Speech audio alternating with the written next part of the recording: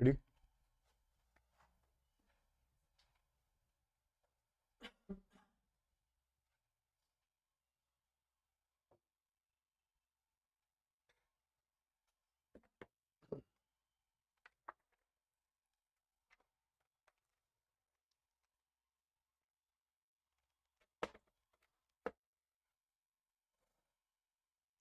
ये जो आउटलाइन है अल्ट्रेशन है। अल्ट्रेशन मतलब होता है चेंज। अल्ट्रकेशन, अल्ट्रकेशन मतलब क्या होता है? डिस्प्यूट हो गया, क्वेरल हो गया। उसके बाद में डिपेंडेंट है ए वाला और डिपेंडेंट ई। ए नाउन है और ई में एडजेक्टिव होता है। इसका मतलब होता है कोई आपके डिपेंडेंट कोई आपके ऊपर डिपेंड है, ठीक है, मतलब वो हेल्प के लिए आपके ऊपर रिलाई करता है। लेकिन अगर किसी को नीड है वो, उस केस में आप depend E N D use करेंगे, ठीक है, एज एडजेक्टिव यूज होता है, मतलब इसके बाद में नाउन आती है ज़्यादातर, ठीक है। यहाँ पे स्पेलिंग मिस्टेक मत करना, बस ज़्यादा कन्फ्यूजन होता है बच्चों को अक्सर। उसके बाद में आता है नेक्स्ट वन, फिर सपरा। सुपरा, सुपरा में क्या होगा? जो भी अबव या रिटन इन द बुक हो उसको बोलते हैं सुपरा। एस तो स्मॉल आता है सुपरा का ज़्यादातर तो, ठीक है। बाकी देख लेना, यूज के हिसाब से भी डिपेंड करता है। एडवर्ब है बेसिकली। और एक वर्ड आता है अल्ट्रा वायर्स।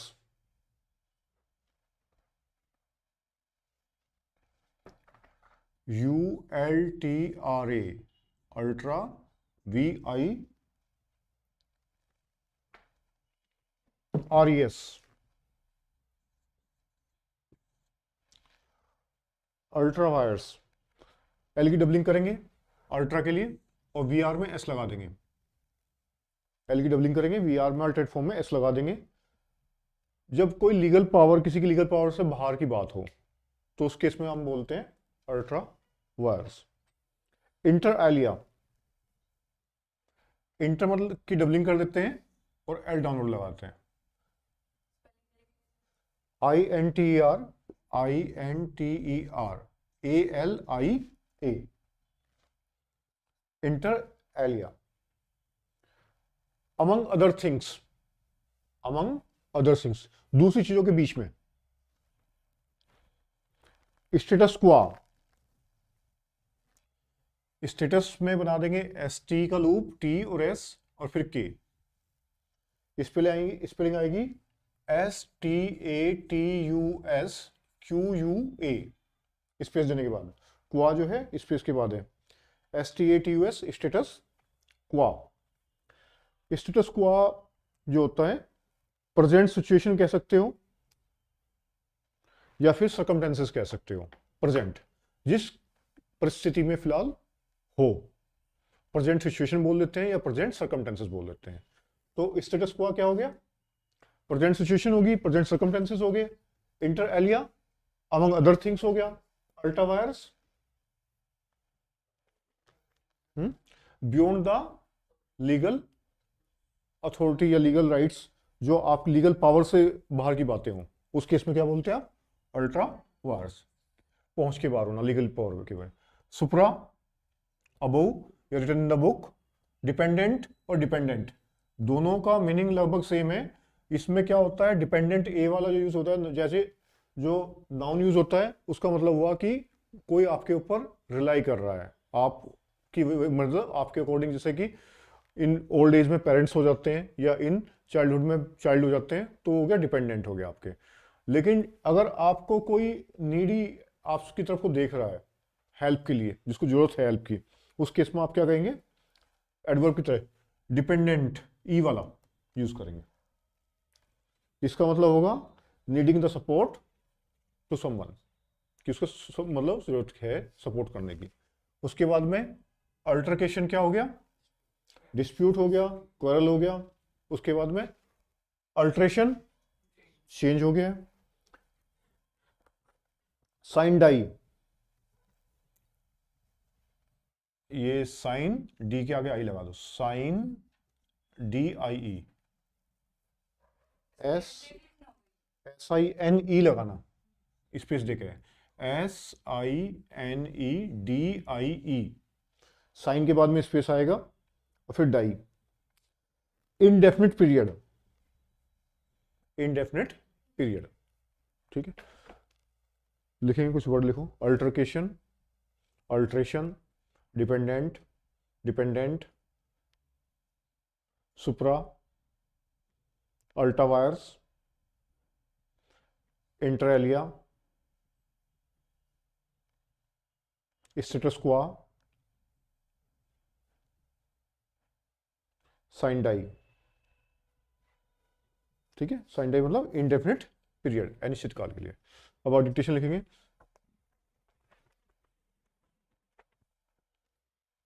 हालांकि डिक्टेशंस में मीनिंग से कोई मतलब नहीं है, आपको सुनना है, लिखना है। ठीक है, लेकिन अगर आप लीगल किसी भी अथॉरिटी से फैमिलियर होना चाहते हो तो कुछ वर्ड्स हैं जो आपको एटलीस्ट क्लियर होने चाहिए कि उनका मीनिंग क्या है। वो क्या कर देते हैं, चीज़ों की सेंस बनाते हैं। और उसके लिए कई बार किसी एग्जाम में इंटरव्यू भी होता है, उन इंटरव्यू में ना ये वर्ड्स पूछ लिए जाते हैं कि स्टेटस क्वा, साइन डाई, ठीक है, इस तरह के वर्ड्स आते हैं, वो उसको क्वेश्चंस में पुट कर लिए, लीगल टर्म्स में काफ़ी यूज़ किए जाते हैं। तो इनसे फेमिलियरिटी रखना, जो भी बच्चा लीगल में इंटरेस्ट लेता है उसको कंपलसरी मान लो, एक तरीके से होना चाहिए उसकी फेमिलियरिटी। जो फिलहाल मैं डिक्टेशन बोल रहा हूँ आपको, ये आपको क्रिमिनल मैटर के नाम से मिल जाएगी, सॉफ्टवेयर पे भी मिल जाएगी। ठीक है, उसके बाद में दूसरी का जो कंटेंट बोलूँगा मैं 3P लीगल के नाम से मिल जाएगा। और जो तीसरा मैं आपको स्पीकर पर लगाऊंगा वो आपको जो है GD के नाम से आपको मिल जाएगा। सबके सब सॉफ्टवेयर पे अपलोडेड है। Ready, start it.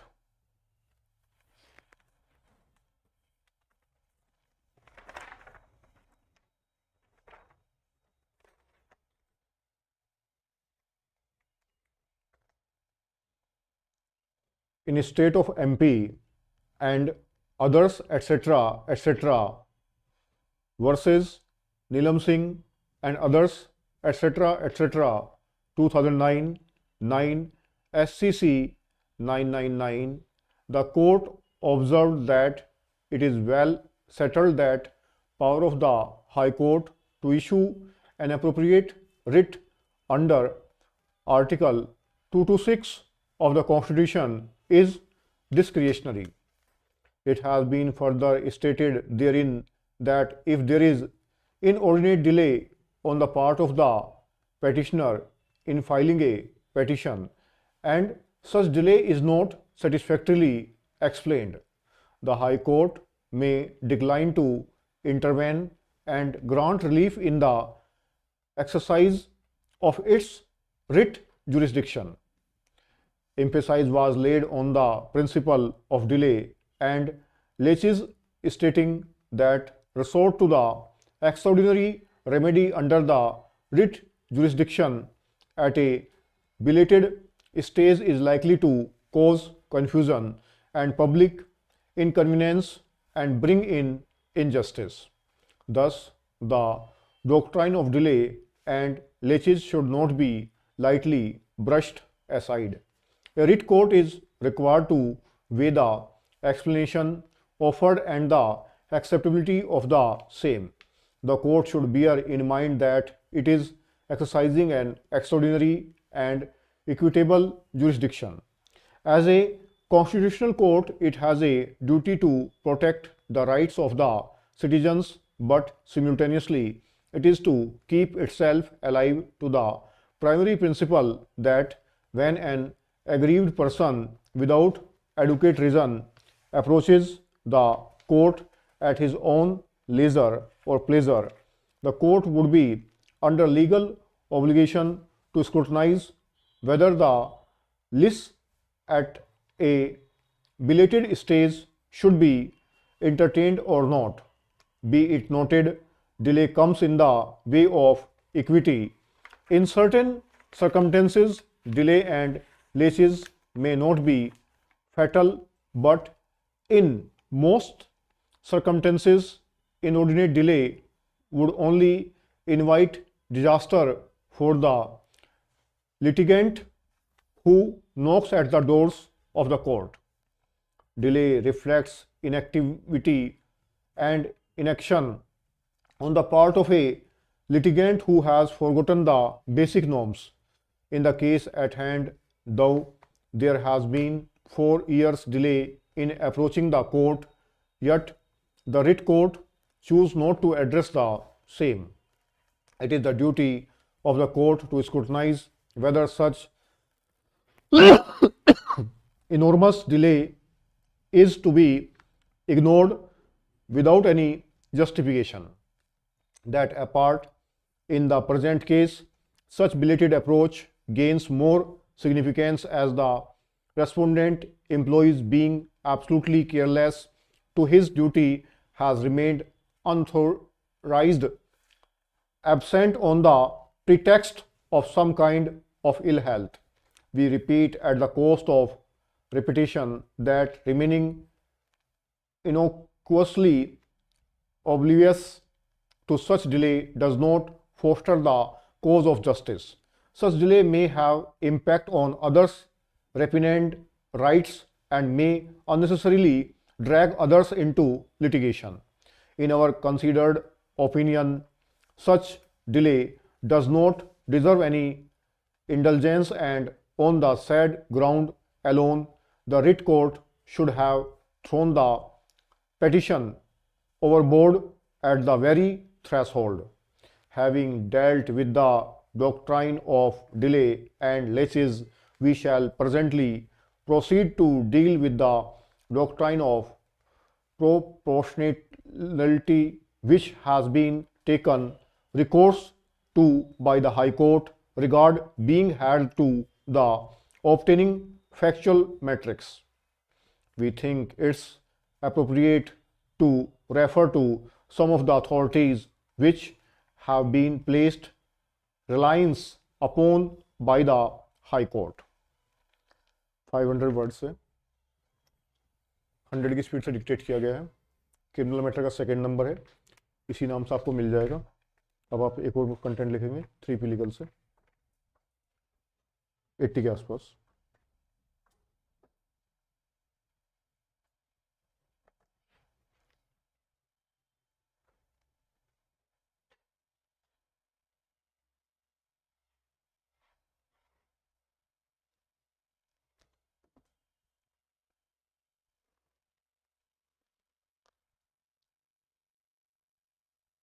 Started. At the request of learned counsel for the parties, the petition is taken up for final disposal. The public interest petition had to be filed in view of the internal disputes between the Postal Department and the Government of National Capital Territory of Delhi, which has resulted in revenue stamps disappearing from the market. In terms of the impugned order, the Department of Posts withdrew the facility of sale of revenue stamps through post offices due to non-receipt of commission on account of sale revenue stamps from Delhi Treasury. Thus, no stamps are available, causing grave inconvenience to public at large. It has to be appreciated that revenue stamps have to be affixed for the receipts and other purposes, and commercial transactions are being affected on account of non-availability of revenue stamps. Learned counsel for the respondents state that a fresh order has now been issued whereby the Department of Posts has allowed restoration of the facility of sale of revenue stamps through post offices till further orders, after getting the assurance from the Government of Delhi. However, the letter is not clear as to till what period of time would this arrangement continue.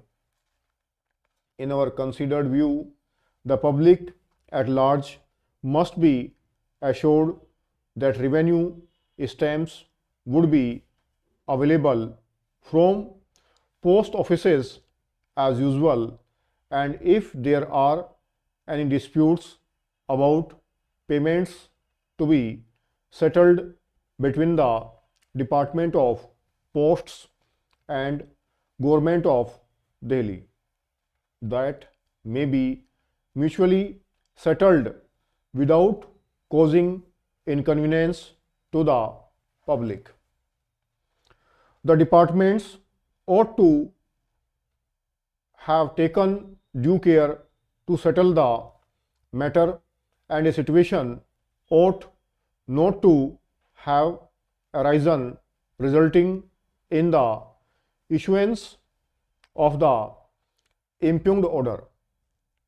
In view of the aforesaid, we direct that the respondent shall ensure the availability of revenue stamps through post offices even in future, and it will not be permissible to stop the availability of revenue stamps in case of non-settlement of any financial dispute between the Government of Delhi and the Department of Posts, for which the respondents can take recourse to appropriate proceedings between themselves.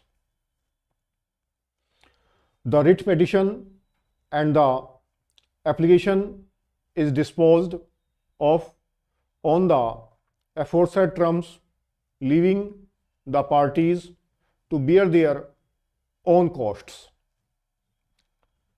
Liberty is also granted to revive the petition in case of any difficulty. This petition is filed by the petitioners aggrieved by order of Metropolitan Magistrate. In terms thereof, summons have been issued. It appears that the applicants, apprehending that they are likely to be arrested, approached the court by way of anticipatory bail, a copy of which is placed on record. The additional sessions judge, hearing the application without examining the true effects of the order made by the Metropolitan Magistrate, dismissed the application.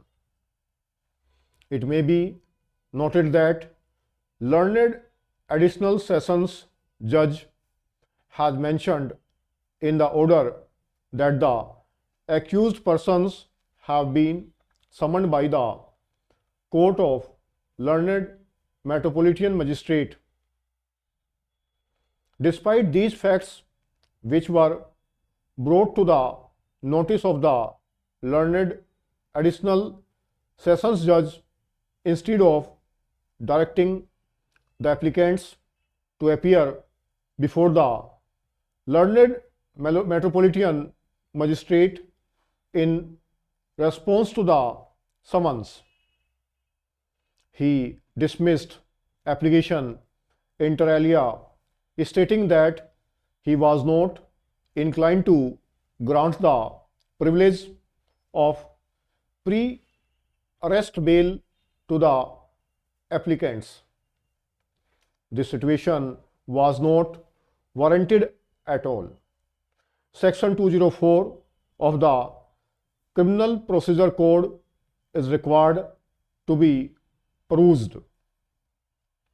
It is clear from the reading of the aforesaid section that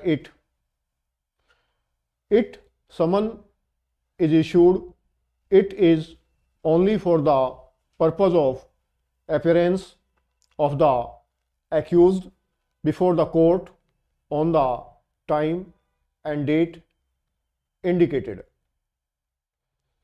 Once the summons are issued, there is no question of apprehension of arrest,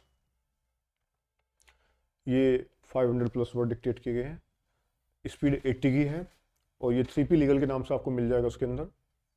अब मैं आपको जो content dictate कर रहा हूँ वो लगाता हूँ, वो GD बिस्ट के नाम से लगा देता हूँ, 3P लीगल 1।